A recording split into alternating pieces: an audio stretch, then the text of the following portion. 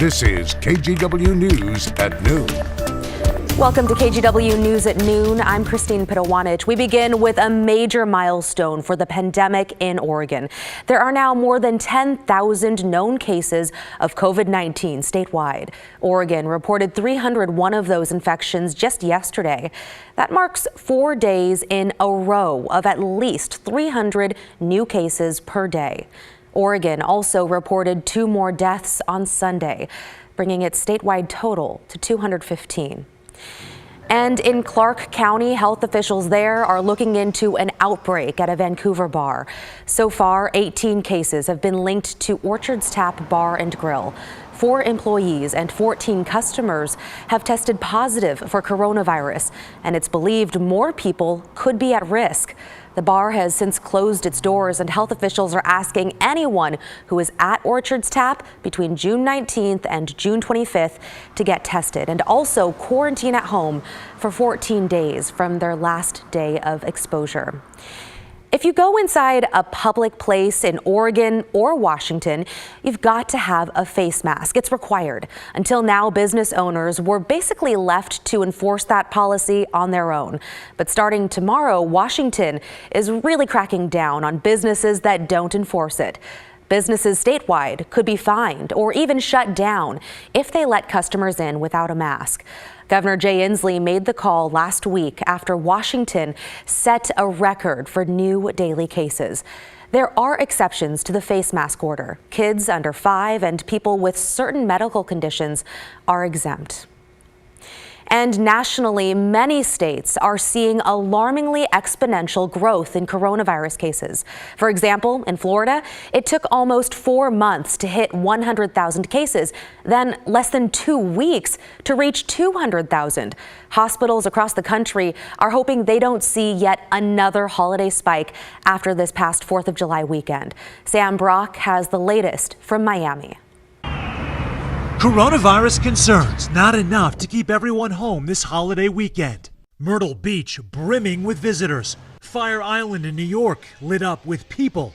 And at this Michigan Lake party, attendees packed together and no visible masks.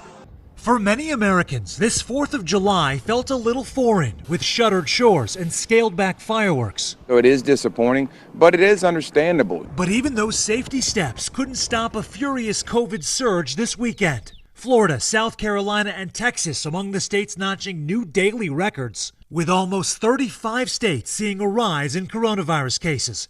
Texas adding 8,000 new infections on Saturday, and Florida recording a stunning 11,458 cases in a single day, a number not seen since New York at its peak. How close are we to being on the brink of catastrophe down here?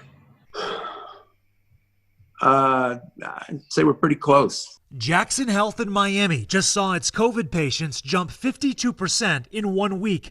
Dr. Nicholas Namias worried what's next. I do anticipate that after this weekend's parties, we're going to see a bump in the next week to 10 days, 2 weeks. The warning as healthcare systems start to bend under pressure.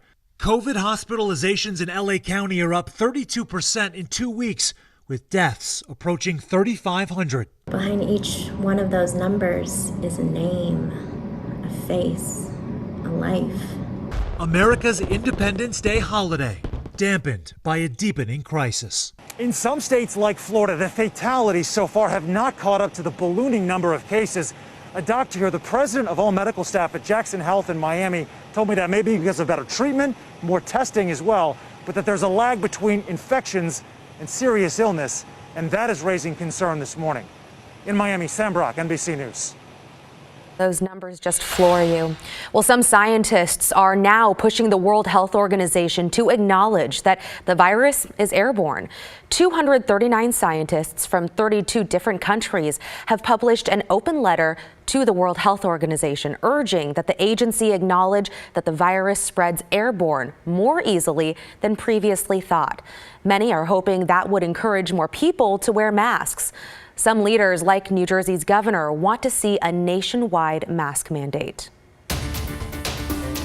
New at noon today, the Oregon Zoo will reopen this week for the first time since closing back in March. And there will be a lot of new safety measures in place. To reduce crowds, the zoo will lower capacity and implement something called timed ticketing. That means all guests will need to reserve tickets online in advance at a specific time to help stagger the crowds. Members have to do it too. And some indoor areas will have to stay closed, and guests will follow a one-way route that is mostly outdoors. The carousel and train won't be operating. Employees and guests over age 6 will be required to wear masks, and it's recommended for kids between 2 and 5. There will also be plenty of hand washing and sanitizing stations. It'll be members only, though, from Thursday through Saturday. Members can start reserving tickets online today, but the zoo will open to the general public come Sunday. They can start buying tickets on Wednesday. At the same time, not everyone feels good about reopening. A Portland pub voluntarily decided to shut back down even before what would have been a busy holiday weekend. Gary Geist, owner of the Lucky Labrador, closed his 4 brew pubs for a second time because of the pandemic. He says he's been watching the virus gain new traction, and he doesn't like what he sees. My gut feeling is there's going to be more cases, and so. I've got a responsibility to my staff and our customers to keep everybody as safe as possible. And we've done the absolute best we can to make that happen. He says he didn't make the decision lightly, and he says the Lucky Labrador wouldn't be closed temporarily if they didn't feel it was best in the long run. That's a tough one because we're supporting people's livelihoods, and shutting down is, shutting down their income. The temporary closure is getting positive response on the Lucky Labs Facebook page. And Oregonians, you can finally get a real ID. The Oregon DMV finished its computer upgrade that will allow it to issue the ID cards with upgraded security that will eventually be required to fly. Oregon is one of the last states in the country to start issuing real IDs. The new system also allows people to schedule DMV appointments online or order a replacement driver's license, among other things. Now to a new development over a controversial video taken in Salem this weekend. An Oregon State Police trooper was accused of using a hand gesture some associate with white nationalism. It happened at a protest on Saturday, and it was caught on camera.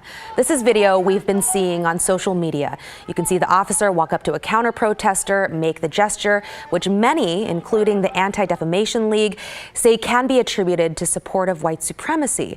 The man then pats the trooper on the shoulder. Yesterday, OSP said it was a big misunderstanding and that the trooper was actually flashing the OK symbol, asking if the protester was all right. This police body cam video shows the moments leading up to the exchange. You can see the counter-protester being pushed to the ground. Police then make an arrest, and a few moments later, the trooper walks back over to the counter-protester. OSP says they reviewed body cam video and that the quote, best available evidence indicates the trooper was simply checking on the man's status. Now to Seattle, where one person died and a Portland native is badly hurt after a driver rammed a crowd of protesters. Video from early Saturday morning shows the driver going around a makeshift barrier, then accelerating toward the crowd. Taylor Summer of Seattle died after getting hit, and Diaz Love of Portland remains hospitalized in serious condition. The protesters were on I-5 at the time, and police say the driver went up an off-ramp and was going the wrong direction when he hit the crowd. People were screaming, they were weeping, people were trying to help the victims, and then at one point, everyone realized, we need to get emergency vehicles in here, so people just vacated the on-ramp and the freeway immediately. The 27-year-old driver is expected to make his first court appearance today. The person who died, Taylor Summer, worked at the Seattle Veterinary Clinic, Urban Animal. The organization wrote on social media, quote, Summer is a positive force of nature at Urban Animal and brings joy and laughter everywhere they go. Anyone will tell you that Summer's laugh makes any bad day better.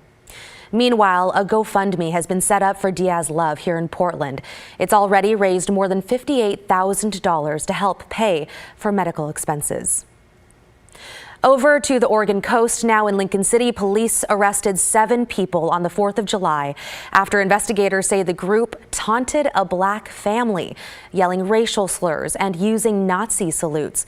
Police made a barrier between the group and the family, and investigators say all the men in the group were confrontational and very drunk, even challenging officers to a fight.